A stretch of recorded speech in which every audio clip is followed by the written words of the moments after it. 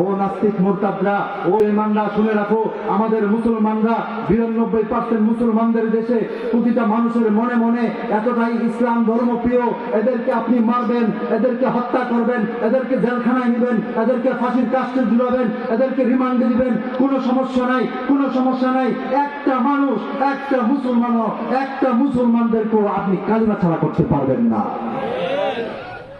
আপনারা যতই চেষ্টা করেন পাঠ্য সিলেবাসে বানর থেকে মানুষ হওয়ার যতই চেষ্টা করেন, পর্দা বিদ্বেষী মানসিকতা লালনের যতই চেষ্টা করেন, আমাদের মুসলমান শিশু বাচ্চাদেরকে এই মন মানসিকতা আপনারা নষ্ট করতে পারবেন না।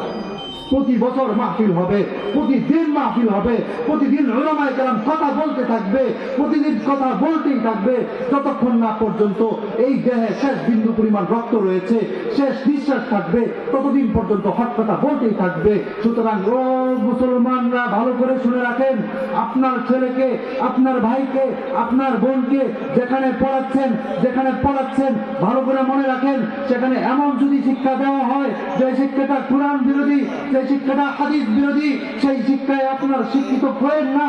সেই শিক্ষায় শিক্ষিত করলে আপনি নিজেও গুমরাহ হবেন, আপনার ছেলেকেও গুমরাহিত করবেন। কিয়ামতের ময়দানে আপনার আল্লাহ তাআলার দরবারে হিসাব দিতে হবে।